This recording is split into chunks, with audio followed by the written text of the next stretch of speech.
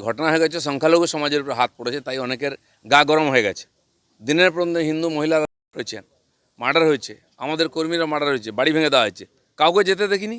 মুসলমানের গায়ে হাত লেগেছে, গা পুড়ে যাচ্ছে তোমাদের। এত পীড়িত কেন? মুসলমানদের ভোট পেয়েও জিততে পারেনি তোমরা।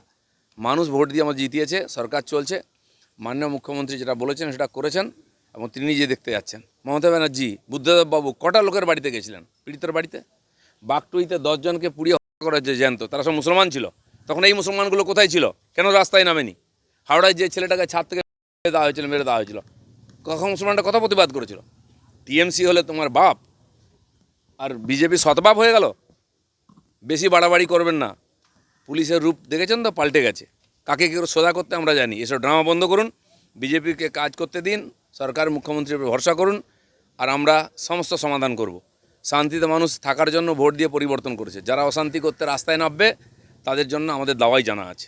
জানুন, এরা কোনোদিন নিয়মকানুন মানেনি। অভিষেক ব্যানার্জির এলাকায় ডায়মন্ড হারবারে বাড়ি বাড়িতে অত্যাচার হয়েছে। আজকে তারা মুখ খুলছেন মহিলারা ওখানকার কী হয়েছে। উনি কোনোদিন শুনেছেনটা কারো কথা, দুঃখের কথা? একটা স্টেটমেন্ট দিয়েছেন, এটা নিন্দা করেছেন? করেননি। আজ সময় খারাপ হয়ে গেছে, এখন ভালো হওয়ার চেষ্টা করছেন, কোনো লাভ হবে না। দেখুন, পশ্চিমবাংলায় গত 15 বছরে খুনের সমস্ত রেকর্ড ভেঙে গেছে, কিন্তু পশ্চিমবাংলায় কোনো জায়গায় পীড়িতার বাড়িতে টিএমসির কোনো নেতাকে আমরা দেখিনি। বরঞ্চ পুলিশ আপ্রাণ চেষ্টা করেছে যাতে বিরোধীরাও না যায়। মমতা ব্যানার্জি পীড়িতার পরিবারের সঙ্গে দেখা করেছেন কি? এই যে আজকে এমপি এমএলএরা ওখানে ভাষণ দিচ্ছিলেন, তাদেরকে পশ্চিমবাংলায় কোনো জায়গায় দেখেনি। তামান্নার বাড়িতে কে গেছিল? তামান্নার মাকে কে সান্ত্বনা দিয়েছে? তামান্নার দোষীদের কে ধরেছে? কেউ ধরেনি। আজকে কথা বলছেন, আমাদের মুখ্যমন্ত্রী বলে দিয়েছেন কাউকে আটকানো হবে না। গেছেন ভূতের মতো ওখানে, বলছে আটকানো। তোমাদের আটকাবে কি? রাস্তায় একটা কুকুরও আসে না ওরা বেরোলে। আজকে ওরা ডায়লগ মারছে। সেই জন্য মানুষ ডিম মারেনি বারুইপুরে, ভাগ্য ভালো। সেই জন্য সাবধানে যান। মমতা ব্যানার্জি বাড়িতে বসে আছেন, আটকানো হয়েছে, আপনাকে কেউ আটকাতে যাবে না। আমরা সময় নষ্ট করবো কেন তোমাদের আটকে? মানুষ তোমাদের আটকেছে। সেজন্য এইসব ফালতু ডায়লগবাজি বন্ধ করুন।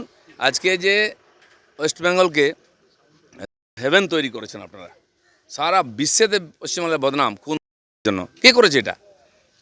নিঃসন্দেহে বারুইপুরে যে ঘটনা হয়েছে খুবই লজ্জাজনক এবং এটা নিন্দাজনক, এবং তার কি করা উচিত মুখ্যমন্ত্রী কথা দিয়েছেন, এক রাত্রের মধ্যে সব দোষী থেকে বার করেছি, মাটির তলা থেকেও বার করবো আমরা।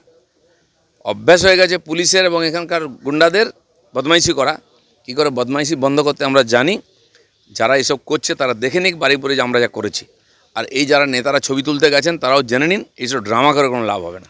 অভিষেক বন্দ্যোপাধ্যায় সহমর্মিতা জ্ঞাপনের জন্য নিজের এক্স হ্যান্ডেলে একটা পোস্ট করেন, কিন্তু তিনি একজন সাংসদ, তার এটা বোঝা উচিত নির্যাতিতার মা, তার ভিডিও, তার ছবি প্রকাশ্যে আনা যায় না। এখানে সরাসরি জাতীয় মহিলা কমিশন এবং সুপ্রিম কোর্টের গাইডলাইন ভায়োলেটর। তিনি পরবর্তীকালে সেই ছবি ব্লাড করে ওটাকে ডিলিট করে রিপোস্ট করেছেন। ততক্ষণে ওই ছবিটা, মায়ের ছবিটা, সেটা কিন্তু গোটা বাংলায়, গোটা দেশে লিক হয়ে গেছে। জানুন, এরা কোনোদিন নিয়মকানুন মানেনি। অভিষেক ব্যানার্জির এলাকায় ডায়মন্ড হারবারে বাড়ি বাড়িতে অত্যাচার হয়েছে। আজকে তারা মুখ খুলছেন মহিলারা ওখানকার কী হয়েছে। উনি কোনোদিন শুনেছেনটা কারো কথা, দুঃখের কথা? একটা স্টেটমেন্ট দিয়েছেন, এটা নিন্দা করেছেন? করেননি। আজ সময় খারাপ হয়ে গেছে, এখন ভালো হওয়ার চেষ্টা করছেন, কোনো লাভ হবে না। আরেকটা শেষ প্রশ্ন, সেটা হচ্ছে যে 4 তারিখের পর, 4 মের পর থেকে রাজ্যের অধিকাংশ পঞ্চায়েত, যেগুলোর প্রধান বা উপপ্রধান তৃণমূল কংগ্রেসের, তারা নিজেদের দপ্তরে যাওয়া বন্ধ করে দিয়েছেন। তারা বিভিন্ন কাগজপত্র ফর্মে সই করা বন্ধ করে দিয়েছেন, এবং ল্যাডের যে টাকাগুলো, অনুদানের যে টাকাগুলো, যেগুলো পঞ্চায়েত ব্যবহার করে, সেগুলো কার্যত রোল ওভার হচ্ছে না। আপনি এখন এই দপ্তরের দায়িত্বে রয়েছেন। 2000 পঞ্চায়েত প্রধান অফিস যাচ্ছে না, আর সইও করছে না। 114 জন প্রধান রিজাইন করেছে, 89 জন উপপ্রধান রিজাইন করেছে। আমি জানি না আরও হয়েছে কিনা। আমি মিটিং নিয়েছি সেদিন ভার্চুয়ালি, সেখানে 2600-এর বেশি প্রধান ছিলেন। আমি আপিল করেছি, আসুন নিজের দায়িত্ব সামলে নিন। 3 মাস 4 মাস আপনারা অফিসে যাননি, সাধারণ মানুষ ক্ষতিগ্রস্ত হচ্ছে। তারা একটা সার্টিফিকেটের জন্য ঘুরছে, বাচ্চারা আসছে সার্টিফিকেটের জন্য, ইনকাম সার্টিফিকেট, রেসিডেন্স সার্টিফিকেটের জন্য। তারা আপনাকে ভোট দিয়ে জিতিয়েছিল, তারা ভোট দিয়েছিলেন না জানি না, আপনারা জিতেছেন। মানুষকে পরিষেবা দেওয়ার জন্য একটা দিন। তারা ডিমের ভয়ে হয়তো যাচ্ছে না। আমি বলছি, ডিম তো কিছুই না, বাড়ি ঘেরাও করে ইট মারবে লোকে। আর যদি আপনারা না আসেন, হয় রিজাইন করুন, নাহলে দপ্তরে আসুন, সুরক্ষার ব্যবস্থা ইত্যাদি আমরা দেখব। আমাদের এমএলএরা আপনাদের দেখবে, কাজ করবেন। আমি ভিডিওকেও বলেছি, দেখুন যারা কাজ করেন, যদি না আসেন আর রিজাইন না করেন, সত্যি সত্যি আমাদের লোকেরা বাড়ি ঘেরাও করবে, ইঁট মারবে। কারণ আপনারা সমাজ বিরোধীর মতো ব্যবহার করছেন। সাধারণ মানুষকে কষ্ট দেওয়ার অধিকার কারণেই আমরাও ভোটে জিতে এসেছি, সরকার চালাচ্ছি। ওরা এটা দেখাতে চাইছে, দেখো বিজেপি জেতার পরে লোকে সুবিধা পাচ্ছে না, কারণ মানুষ কষ্ট পাবে।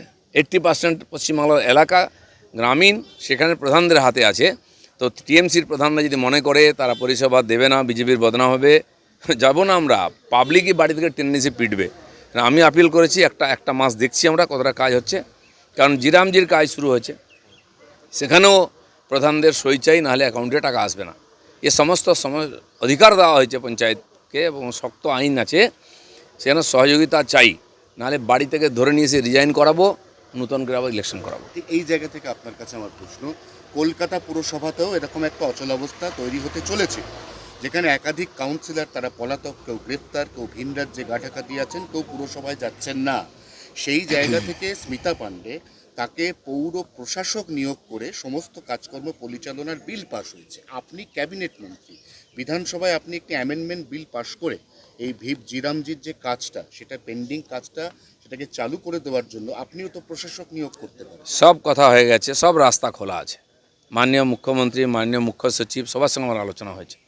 কেন্দ্রে মাননীয় প্রধানমন্ত্রীর সঙ্গে আমি 20 মিনিট কথা বলেছি, এই সমস্যাগুলো জানিয়েছি, উনি সাজেশন দিয়েছেন।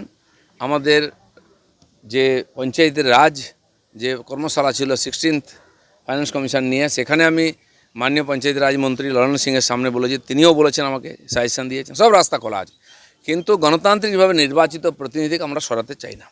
আমরা চাই তারাই মানুষকে দিন সমস্ত পরিষেবা। তারা মানুষের ভোট লুট করেছেন, তারপরে মানুষের টাকা লুট করেছেন, তাই ভয় পাচ্ছেন। তার মানে ক্ষমা পেয়ে যাবেন নয়, এক একজনের নামে এফআইআর করাবো, এক একটাকে কোমরে দড়ি বেঁধে বাড়ি থেকে নিয়ে আসবে। সে রাস্তা আমাদের কাছে খোলা আছে, তাই ভালোই এগুলো করুন, নাহলে সব আঙুল কী করে বাঁকা করতে আমরা জানি।